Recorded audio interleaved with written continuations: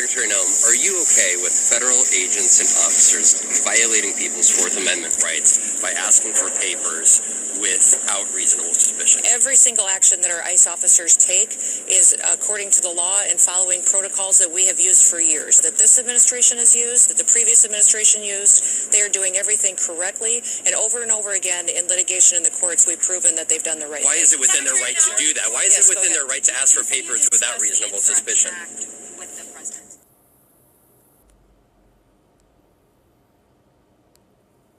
There was 4 tribal members who were picked up by ICE in a community called Little Earth right here in Minneapolis, St. Paul. And one of them has been released, but they couldn't locate the other 3. So the council members here, they're all elected officials of the Oglala Sioux tribe. And they gained access to the facility and they couldn't find their 3 tribal members. They claim that they're not classifying them by their nationality, which tribal members are also citizens of the United States since 1924. You know, there's nobody more American than American Indians. But they were unable to find them here today. And so they're going to continue on. They got some contact information.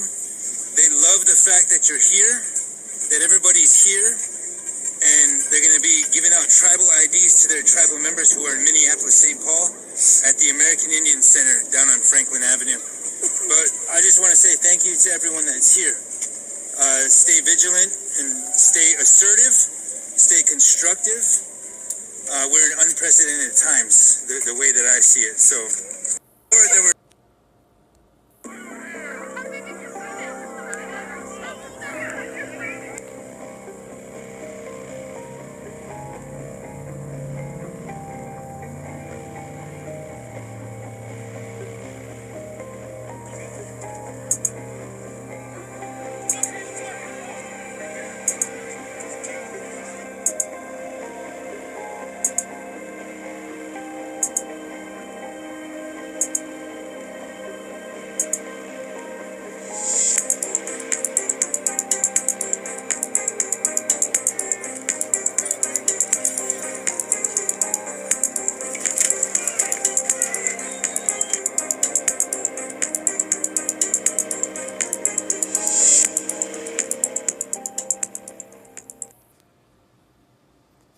Topping the news tonight, 2 Native American tribes in the Upper Peninsula are condemning the actions of ICE agents, saying their recent aggression has created fear and anxiety among indigenous communities. The announcements follow a South Dakota-based tribe claiming ICE has detained 4 tribe members in Minneapolis. My UP Skylar Perkins explains. It's a scary situation when you're stopped by federal agents with ski masks and M16s on American streets. Leaders of local Native American tribes in the Upper Peninsula are urging tribal citizens to be prepared for potential confrontations with immigration enforcement officers. This comes as the Oglala Sioux tribe in South Dakota is calling for the release of 3 of their members who they say have been detained by ICE for at least 6 days. In a statement, the Oglala Sioux tribe president said they've been informed that one of their citizens has been released from ICE custody, while 3 more have been transferred to an ICE detention facility. In a report from Minnesota Public Radio, the Oglala president is quoted as saying the 4 men were unhoused and living under a bridge near Minneapolis when they were apprehended. As far as Native Americans go, you have to appreciate the irony that we are this country's first people, but we have to demonstrate our citizenship. Responding to this, Chairman Austin Lowe's of the Sault Ste. Marie tribe of Chippewa Indians in the eastern UP released a statement condemning ICE, saying actions that rely on intimidation and racial profiling put innocent people at risk. And while Lowe's condemns the ICE activity, he says he wants tribal citizens to be prepared should they find themselves confronted by agents. Security identifications, namely, a tribal ID, which through the 1924 Snyder's Act verifies that you have full United States citizenship. While a significant ICE presence has not been observed in the Upper Peninsula, Lowe's says Sault Ste. Marie is a border town. A river separates us from Canada, so there is a customs enforcement office there. So it's within the realm of possibility that they will have operations in Sault Ste. Marie, but they haven't yet, thankfully, but it has happened in northern Michigan. I'm Skylar Perkins for my UP News.